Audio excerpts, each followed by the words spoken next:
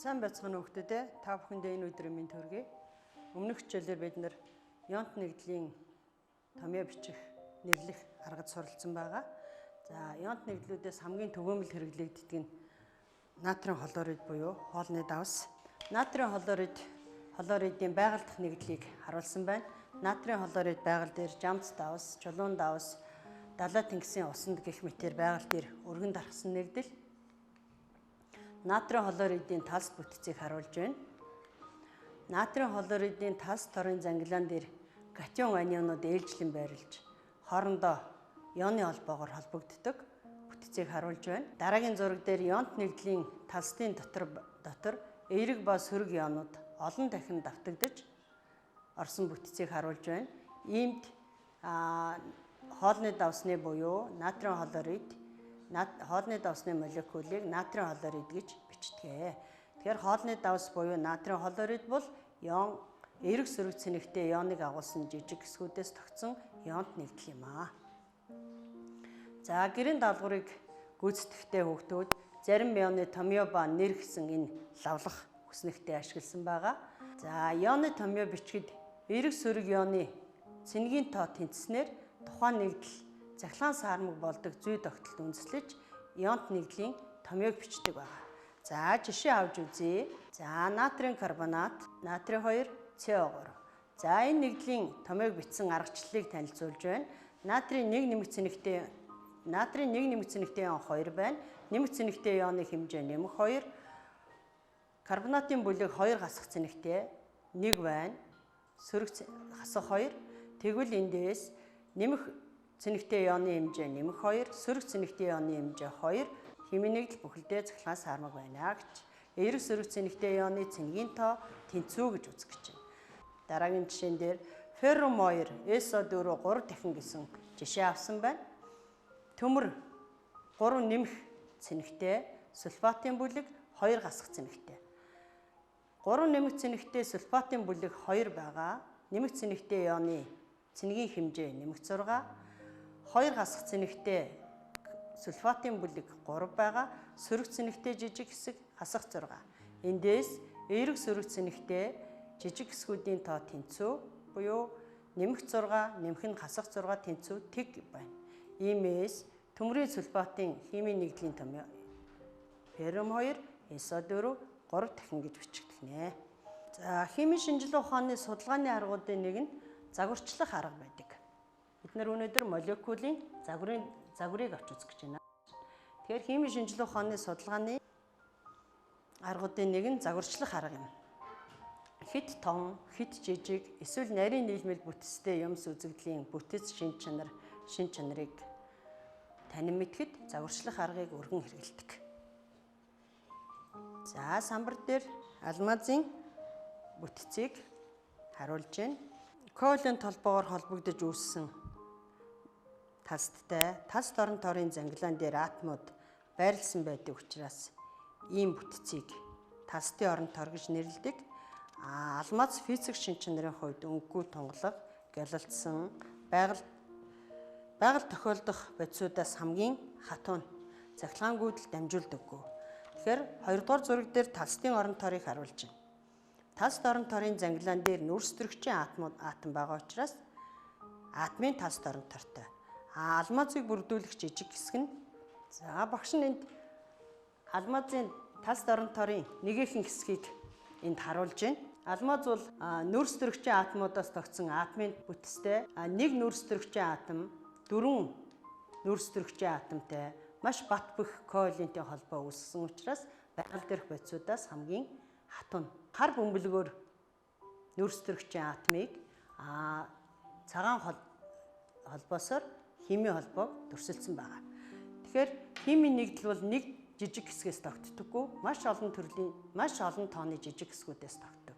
Багшийн үзүүлж байгаа энэ загвар бол алмазын талс дорн торын талстын нэгэн хэсгийг харуулж байна гэж ойлгоо. Ус байгаль дээр өргөн дарахсан бодис бөгөөд шингэн хатуу төлөв доршдог. Мөсний талс дорн торын зангилаан дээр усны молекулууд байрладаг. Мөс молекулын бүтцтэй талс дорн тор бүхий бодис юм. Ус физик шин чанарын хувьд өнгө өнөргүй шингэн бодис Жижиг хэсгүүд нь бие биенээсээ хамааран хөдөлдөг. Усны хатуу төлөв буюу мөсний талстын орон торыг энд үзүүлж байна.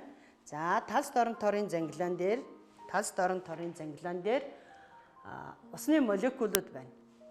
Устөрөгчийн 2 атом, хүчилтөрөгчийн 1 атомоос тогтсон. Тэгэхээр тухайн бодисыг бүрдүүлэх жижиг хэсэг нь молекул учраас усны молекулын талстын орон тор гэж нэрлэх нь байна. Талст орон торын зангилаан дээр усны молекулууд ээлжлэн байрлсан. Тэгэхээр энэ бол усны молекулын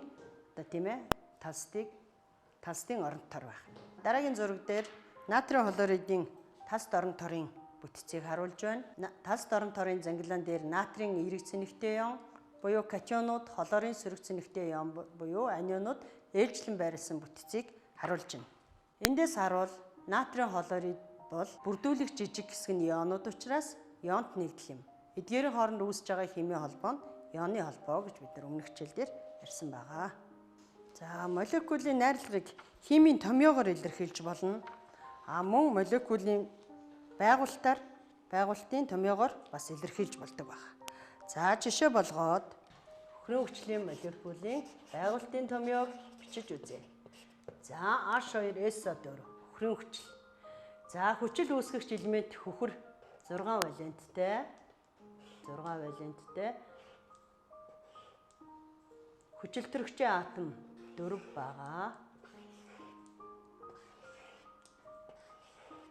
байгаа. Хөхрийн атом 6 валенттай учраас 1 2 3 4 5 6 химийн холбоог зураасаар тэмдэглэлээ. Энэ аргыг Шотландын химч Купер энэ аргыг анх шинжилгээ ухаанд оруулж ирсэн байгаа. Устөрөгчийн атом 2 байна. Устөрөгчийн атом 2 H2SO4 гэж. Тэгэхээр тухайн бодисын молекул дахь атомуудын химийн тэмдгээр нь бичээд тэдгээрийн хооронд үүсэж байгаа химийн холбоогийн зураасаар тэмдэглэсэн энэ томьёо бол байгуулалтын томьёо байх нэ. Тэгэхээр химийн нэгдлийн бүтцийг химийн томьёогоор илэрхийлж болно, мөн байгуулалтын томьёогоор илэрхийлж болно, мөн загвараар илэрхийлж болно. Атом бүрийг тодорхой өнгөөр том жижиг бас хэмжээтэй бөмбөрцгөөр төрсөлж болдог. За жишээ нь нүүрсдөрөгчийн атомыг хар өнгөөр, устөрөгчийн атомыг цагаанаар, азотын атомыг цэнхрээр, хүчилтөрөгчийн атомыг улаанаар гэх мэтээр ийм бөмбөлгүүдээр загварчилж болдог байна. За молекулын загварыг хийхдээ хэд хэдэн алхмуудыг гүйцэтгэх ёстой. Нэгдүгээр бодисын молекулын томьёог бичнэ. Молекулын байгуулалтын дэлгэмэл томьёог бичнэ. 3 дугаарт нь эртээ бөмбөлөг загварыг хийн, ишгүй бөмбөлөг загварыг. За жишээ үздэцгээе. За сурах бичгийн 89-р хуудсан дээр эдгээр загваруудыг хийж үзүүлсэн байгаа. За жишээ нь хамгийн ихний нэгдэл цэнхэр өнгөөр азотын атом. Цэнхэр өнгийн бөмбөлөг бол азотын атом, устөрөгчийн атомууд 3 байна. Тэгвэл энэ нэгдлийн химийн томьёо нь NH3. Байгуулалтыг бичиж үзвэл азотын атом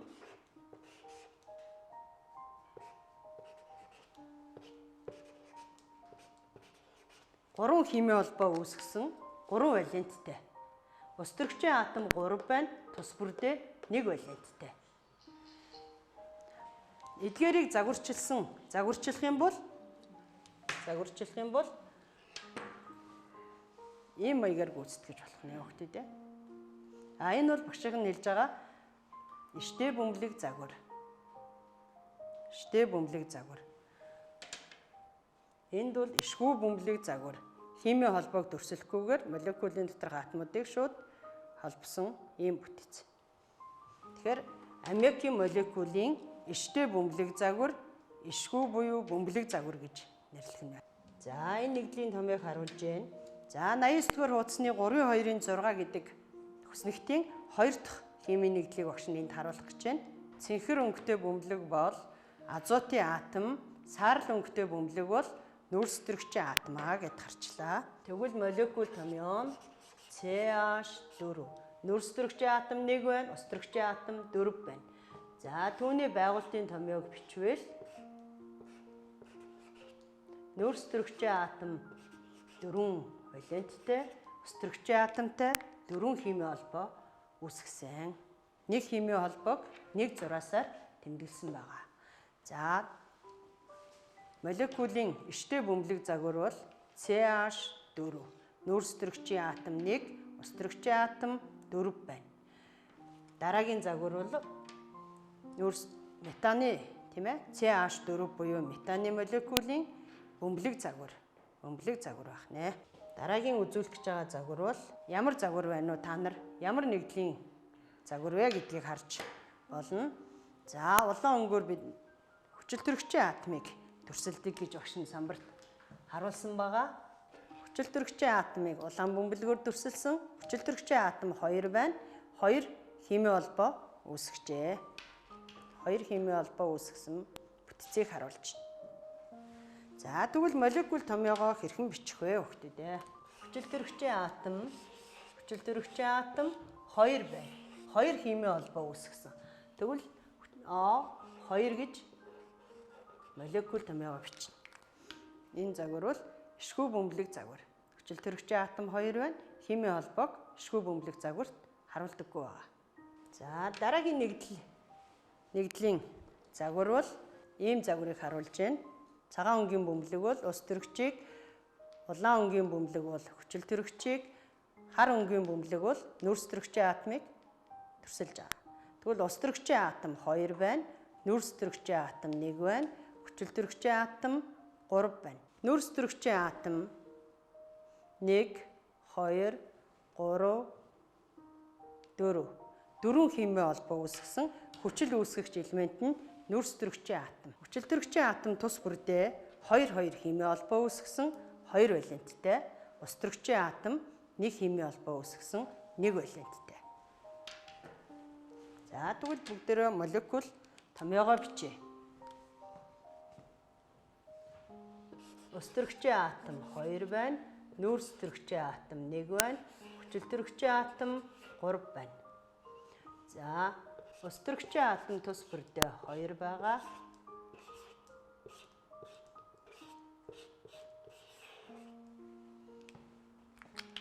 H2 CO3.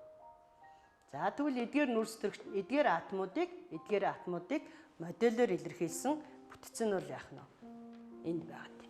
Тэгэхээр эртний бөмбөлөг загварт хичнээн химийн холбоо үүсгэж гин үү? Хичнээн валенттэй вэ? Ямар элементийн атом хичнээн валенттэй вэ гэдгийг харж болдог байна. За дараагийн бидний бичих гэж байгаа нэгдэл бол молекул томьёог бичих гэж байгаа нэгдэл нь бол ийм нэгдлийг харуулж байна. За шар өнгөөр хөхрийн атомыг дүрсэлсэн байна. Цагаан өнгийн бөмбөлгүүд бол ус төрөгчийн атомыг, улаан өнгийн бөмбөлгүүд бол хүчилтөрөгчийн атомыг төрсөлсөн байна. Тэгвэл эндээс харж болох нь ус төрөгчийн атом 2 байна, хөхрийн атом 1 байна, хүчилтөрөгчийн атом 4 байна. Хүчилтөрөгчийн атом тус бүрдээ 2 химийн холбоо үүсгэсэн 2 валенттай. 2 химийн холбоо үүсгэсэн 2 валенттай байх нэ.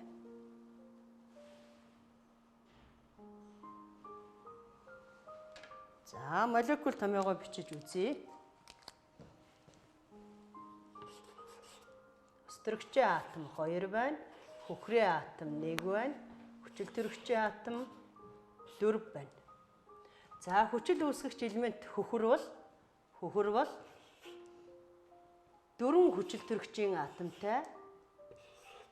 4 хүчилтөрөгчийн атомтай 6 химийн холбоо үүсгэдэг. Хөхөр энэ нэгдэлтэй 6 валенттай. 1, 2, 3, 4, 5, 6. Хүчилтөрөгчийн атом 4 байх бөгөөд тус бүрдээ 2 валенттай. 2 валенттай буюу 2 химийн холбоо үүсгэнэ. Ус төрөгчийн 2 атомтай энэ 2 хүчилтөрөгчийн атом химийн холбоо үүсгээд нэгдлийн томьёо H2SO4 байх нэ. За дараагийн нэг загварыг харуулъя. Нэг шар бөмбөлгөөр 2 улаан бөмбөлөг шар бөмбөлгөөс 4 химийн холбоог гаргаж дүрсэлсэн байна. За энэ нэгдлийн томыг дэвтэртээ өчээрэй. Загвартайгаа тулгаад харъя. Хөхрийн атом шар бөмбөлгөөр 2 химийн холбоо үүсгэсэн хүчил төрөгчийн атомтай. Мөн энэ хүчил төрөгчийн атом хөхрийн атомтай 2 химийн холбоо үүсгэсэн. Энэ байгуулалтын томьёо энэ болохоор молекулын модель. Тэгэхээр химийн нэгдлийн бүтцийг томьёогоор илэрхийлж болно, байгуулалтаар илэрхийлж болно, бас юу гэнэ модельээр илэрхийлж болох нэ. Өнөөдрийн хичээлийг дүгнж ярилцъя. Ионуудын эсэлтгүүн хим, валент, үйлэг систем дэх бүлгийн дугаарууд тоон утгаараа тэнцүү байдаг. Атомууд өөрсдийнхөө валентд тохирсон химийн холбоо үүсгэхэд тодорхой дистраллаар өөр хоорондоо холбогддог. Молекулын бүтэц байгууллыг химийн томьёогоор, байгууллын томьёогоор мөн иштэй ба ишгүй бөмбөлөг загваруудаар илэрхийлж болдог талаар үзцгээлээ. Гэрийн даалгавар сурах бичгийн 89-р хуудасны 23 дугаар дасгал.